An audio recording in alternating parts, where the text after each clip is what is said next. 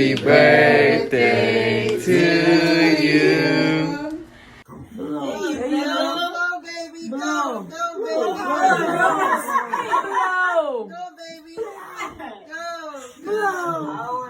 go. Yay! May God bless you.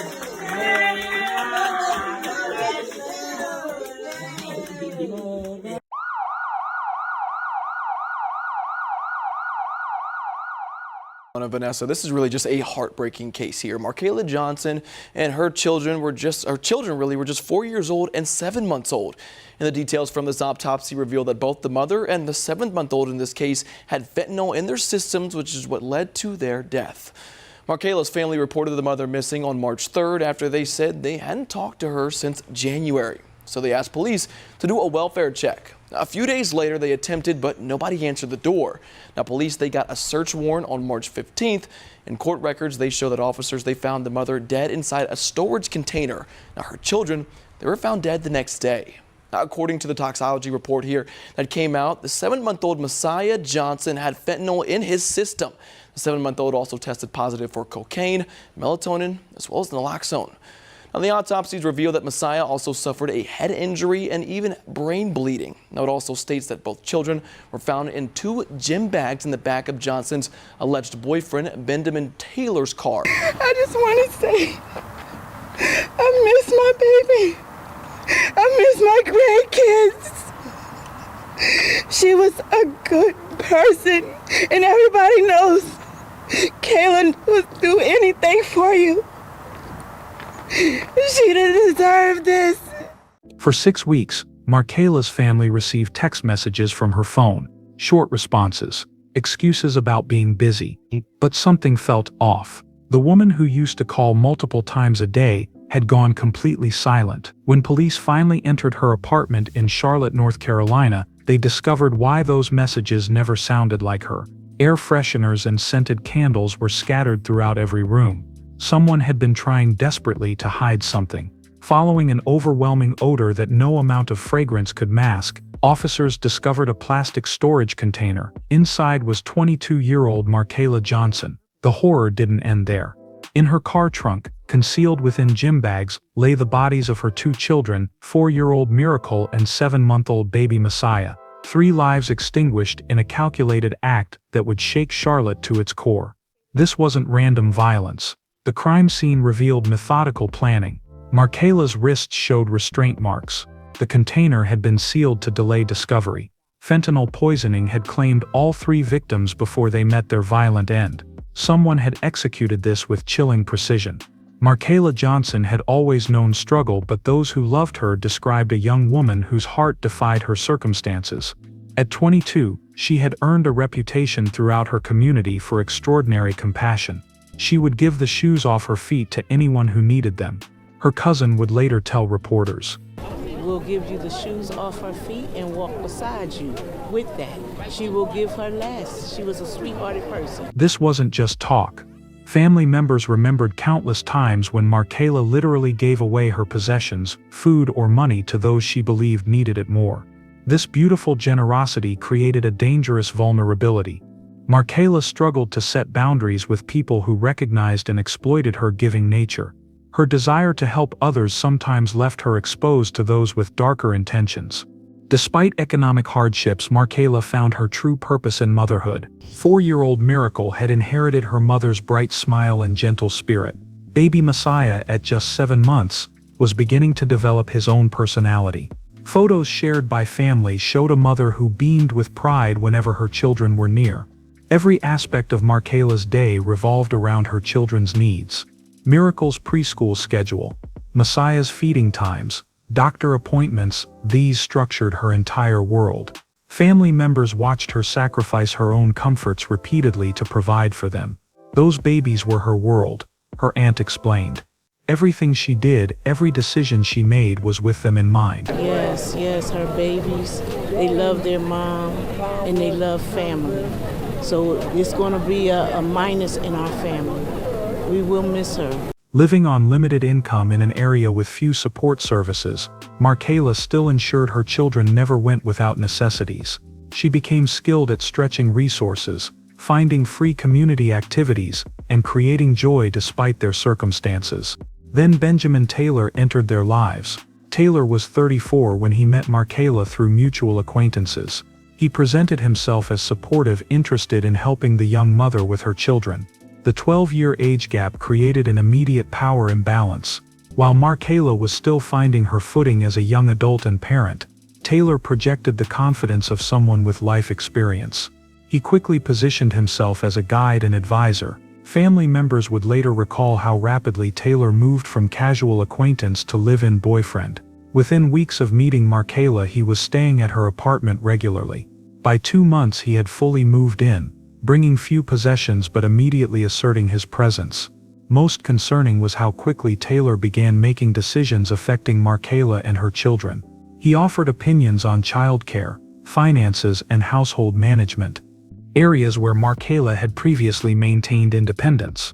The relationship dynamics shifted once Taylor established himself in the home. Friends who regularly spent time with her found themselves subtly discouraged from visiting. Phone calls went unanswered or were cut short. Social media posts, once frequent and engaging, became rare and lifeless. Taylor's control manifested in concerning ways. He began accompanying Markayla to activities she previously handled alone: grocery shopping, medical appointments.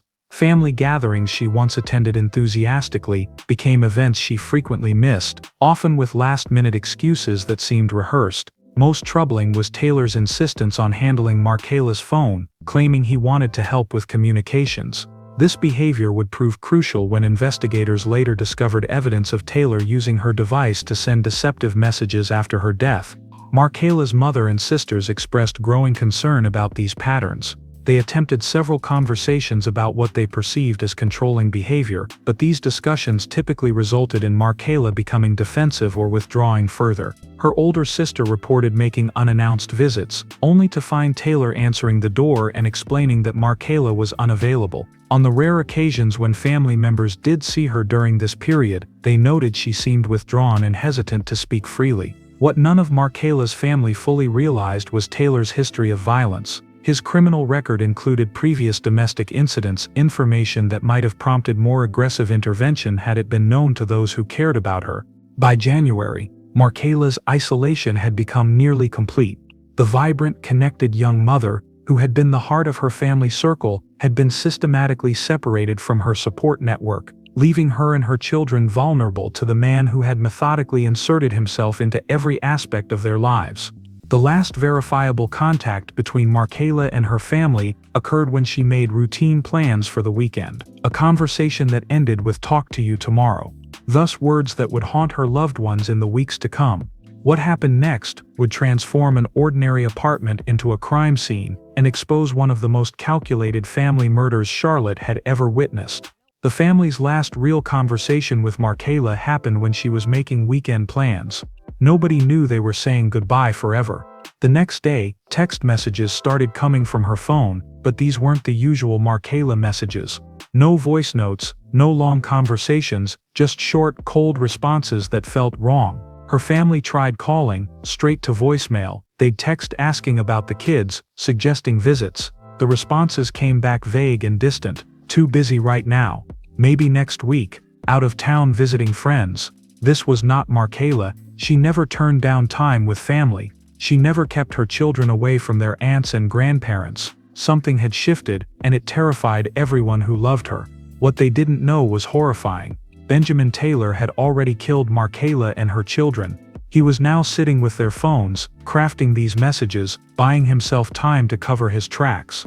Medical examiners would later determine that fentanyl poisoning claimed all 3 lives.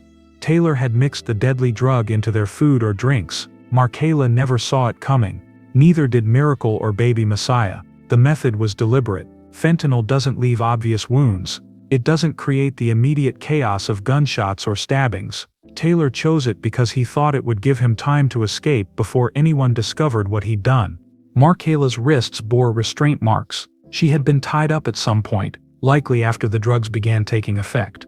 The image of this young mother, helpless and terrified, fighting for her children's lives in her final moments. It's something that still haunts the investigators who worked this case.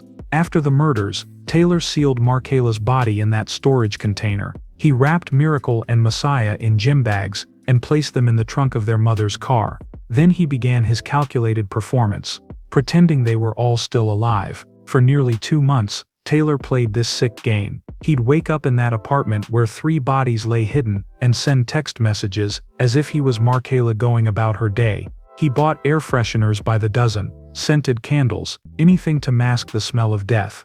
The messages never sounded quite right to family members. Missing were Markayla's usual emojis, her way of shortening words, but doubt crept in. Maybe she was just stressed. Maybe she needed space. By early March, the family couldn't take it anymore. Markayla's mother filed a missing persons report.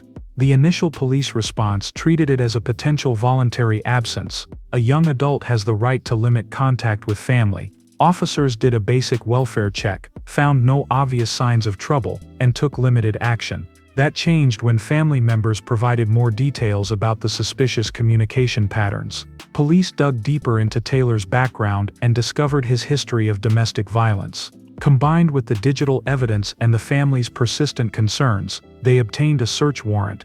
When officers entered that apartment, the smell hit them immediately. Despite all those air fresheners, following the odor, they found Markayla's body in that sealed container. The discovery of the children in the car trunk completed the horrific picture. Crime scene technicians began documenting everything. The strategic placement of the bodies, the blocked ventilation system, or the methodical attempt to contain evidence within the apartment walls. This wasn't a crime of passion. It was premeditated murder with careful planning for concealment. Digital forensics proved crucial in building the case. Taylor had made a fatal error by accessing Markayla's social media accounts from his own devices.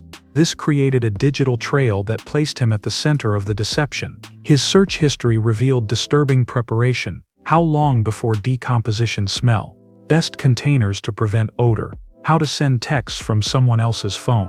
These searches began days before the family's last real contact with Markayla. Surveillance footage from the apartment complex showed Taylor making multiple late-night trips to Markayla's vehicle in the weeks following the murders. Security cameras also captured him purchasing air fresheners, plastic containers, and cleaning supplies from nearby stores. But Taylor was already gone. Within 48 hours of the estimated time of death, he had purchased a bus ticket and fled across state lines. His immediate flight suggested he had prepared for departure well before committing the murders. While maintaining the digital illusion that Markayla and her children were alive, Taylor was making his way across the country. His destination, Imperial County, California, near the Mexican border. Investigators believe he chose this location specifically for its proximity to an international boundary. The manhunt intensified as the full scope of his crimes became clear. This wasn't just a triple murder. It was an elaborate conspiracy involving identity theft, fraud, and interstate flight. Federal agencies joined the search, expanding resources and jurisdiction. For the Charlotte community, the discovery sent shockwaves through neighborhoods where Markayla had been known and loved. Makeshift memorials appeared outside her apartment complex. Teddy bears, flowers, and children's toys accumulated as people struggled to process the loss. Local domestic violence organizations pointed to the case as a devastating example of how quickly situations can escalate. "This represents our worst fears realized," said a representative from a Charlotte prevention center. 3 beautiful lives taken, a family destroyed. Community forums and social media filled with anguished questions. How had a man with a violent past gained such control over a young mother's life? What systems had failed to protect Markayla and her children? Could anyone have intervened before it was too late? The Charlotte police chief held a press conference, his voice heavy with emotion. "We are going to do everything that we can to make sure that we bring closure for the family and also bring justice to the person responsible for these murders. The person that we are looking for is within the state of North Carolina and South Carolina. However, we don't know where that person is at this time, but we are actively looking for her." Is that person the boyfriend? She was in a relationship. That is the person that we are looking for, that she was acquainted with.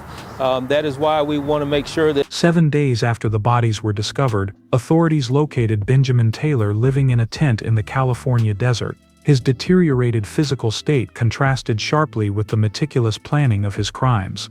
The man who had carefully constructed a digital illusion was reduced to surviving on the margins of society. When they arrested him, Taylor offered no resistance, no explanations, no remorse. He simply accepted the handcuffs in silence, ending a manhunt that had gripped 2 states and devastated a community. Benjamin Taylor's arrest came without drama, no high-speed chase, no shootout, just a broken man living in a tent, finally caught by the digital trail he'd left behind.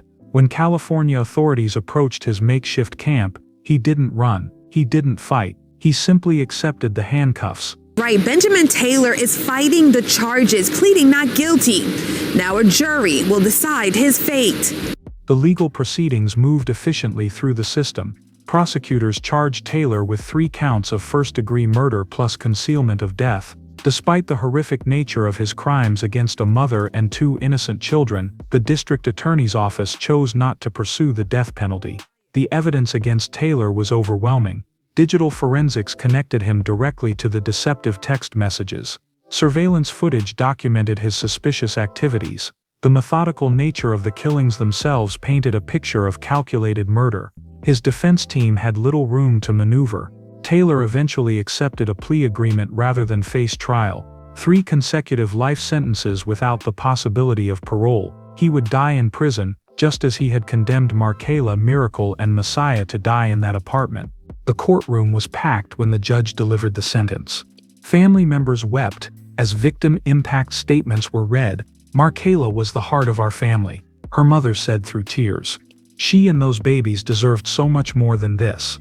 Taylor showed no emotion throughout the proceedings.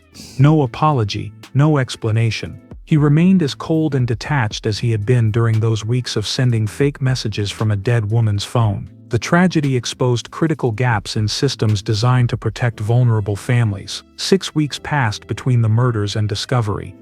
Time that highlighted failures in welfare check protocols, missing persons procedures, and domestic violence prevention programs. What made this case particularly haunting was how technology enabled the deception. Taylor used Markayla's own phone to maintain the illusion she was alive, exploiting family members' trust and delaying the discovery that might have prevented his escape.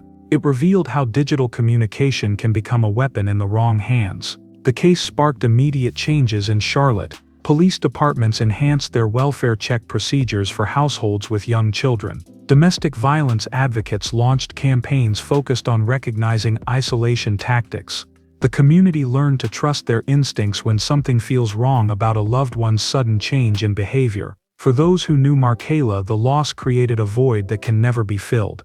Her apartment complex planted a memorial garden, 3 flowering bushes representing the mother and children whose lives were stolen. Neighbors still stop by to leave flowers and remember a woman who would have given anything to help others. Local schools where Miracle might have attended dedicated playground equipment in her memory.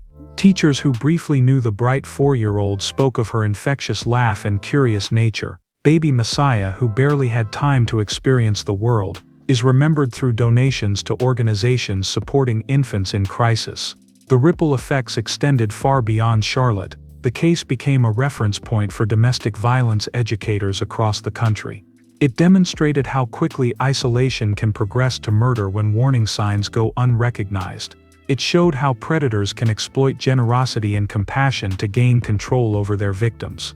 Markayla's family turned their grief into action. They partnered with local organizations to create awareness programs about the early signs of domestic control. Her sister regularly speaks at community events, sharing their story to help others recognize the danger signs they missed. If telling Markayla's story saves even one family, then something good comes from this nightmare, her aunt explained. We can't bring them back, but we can make sure people know what to watch for. The case also highlighted the intersection between substance abuse and domestic violence. Taylor's use of fentanyl as a murder weapon showed how easily accessible drugs can become tools of destruction in the wrong hands. It emphasized the need for integrated approaches addressing both issues simultaneously. 3 years later, the wounds remain fresh for those who loved Markayla, Miracle, and Messiah. But their story continues to educate and protect others. Support groups reference their case when helping families recognize controlling behaviors. Law enforcement agencies use it as training material for officers responding to welfare checks. Every person who learns to trust their instincts about a friend's sudden isolation honors their memory. Every family that escapes an abusive situation carries forward their legacy. Every community that strengthens its support systems builds on the foundation of their sacrifice. The apartment where they died now houses a different family. Life moves forward, but in Charlotte and beyond, people remember the young mother who would give the shoes off her feet to help others, the little girl with the bright smile, and the baby who never got the chance to grow up. Their story reminds us that evil can hide behind helpful facades, that isolation is often the first step toward worse abuse, that when someone's communication patterns change dramatically, we need to act on our concerns rather than dismiss them. Most importantly, it teaches us that domestic violence affects entire families and communities. The cost isn't just measured in the lives lost, but in the countless people left behind to grieve and wonder what they could have done differently. If you recognize patterns of isolation or control in someone you know, don't hesitate to reach out. Our resources like the National Domestic Violence Hotline provide confidential support and guidance. Trust your instincts. Act on your concerns. Because sometimes that uncomfortable feeling that something isn't right is the only warning sign we get. Markayla Johnson wanted to help everyone around her. In death, her story continues helping others recognize danger and seek safety. That may be the most fitting legacy of all, a life of giving that keeps giving even after it's gone. Whatever you do, keep in touch with somebody in your family. Always call. Let somebody know that everything is all right. And be careful who your friends is and who you pick for your friends, and especially when you have little children. Whatever you do, keep in touch with your family. Let them know where you're at, how you's doing. Always do that. And you drove up from where? Somerton, South Carolina. And this is your great-grandniece? Yes, my great-grandniece and her 2 children. I'm so sorry for your loss. Thank so you. Sorry. Thank you for sharing, being so brave. Thank you. Family should be a refuge, but even the closest ties can fracture. Stay alert, look out for one another, and reach out if you sense danger.